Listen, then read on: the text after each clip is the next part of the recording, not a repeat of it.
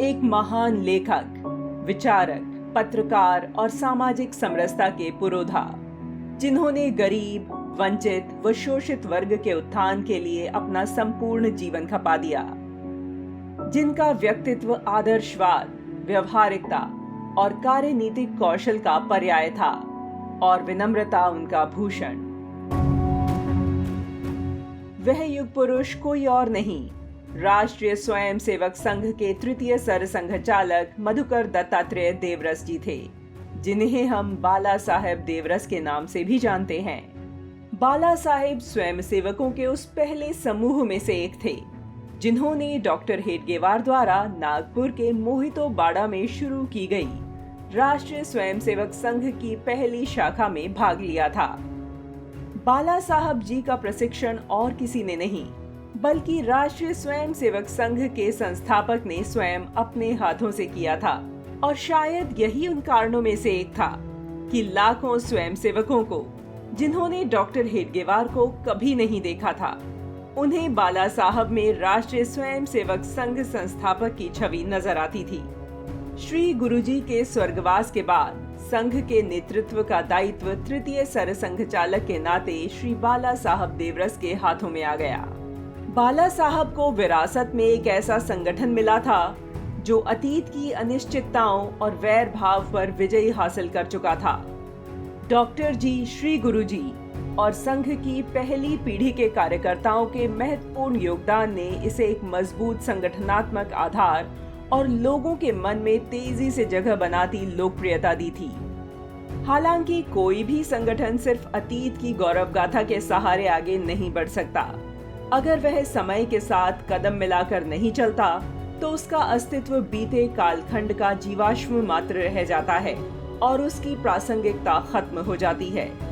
साथ ही इस बात का भी खास ध्यान रखना होता है कि संगठन अपने आदर्श पर अडिग रहे और लक्ष्य की ओर समर्पित भाव से बढ़ता चले। पीछे मुड़कर देखें तो यह अक्षरशः सही दिखता है। संघ को बाला साहब के रूप में एक देव दुर्लभ सर संघचालक ही तो मिले थे। उनके कुशल नेतृत्व ने संघ को हाशिए से निकालकर राष्ट्र निमित्त कर्मभूमि में अहम भूमिका सौंपी।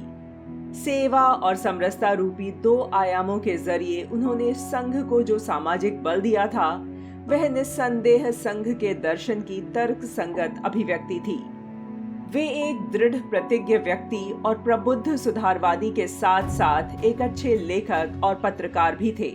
जब एक षड्यंत्र के तहत राष्ट्रीय स्वयंसेवक संघ पर प्रतिबंध लगा दिया गया था और हजारों की संख्या में स्वयंसेवकों को गिरफ्तार कर लिया गया, तब कुछ लोग ऐसे भी थे जो संघ की नकारात्मक छवि बनाने में लगे हुए थे। तब बाला साहब जी को राष्ट्रनिष्ठ पत्रकारिता की कमी खल रही थी। जब संघ पर लगा प्रतिबंध 1948 में हटा लिया गया, तब उन्होंने नागपुर के श्री नरकेसरी मंडल से मराठी समाचार तरुण भारत खरीदने में एक महत्वपूर्ण भूमिका निभाई। यह समाचार पत्र कुछ समय से बंद पड़ा था और इस पर 45,000 रुपयों की देनदारी थी। बाला साहब ने यह पैसा बड़े प्रयत्नों से एकत्र किया और एक नया प्लेटफॉर्म नरकेसरी प्रकाशन संस्था के नाम से खड़ा किया। इसने इस समाचार पत्र को खरीद लिया। राष्ट्रीय स्वयंसेवक संघ पर लगे प्रतिबंध के दौरान वर्ष 1948-49 में हिंदी साप्ताहिक पत्रिका युगधर्म को शुरू किया गया और इसे नरकेसरी प्रकाशन संस्था के अंतर्गत ले लिया गया। बाद में अलग अलग शहरों से युगधर्म के विभिन्न संस्करण शुरू किए गए। विशेष रूप से जब तरुण भारत पेपर खरीदा गया, तो यह बाला साहब जी की परीक्षा ही थी।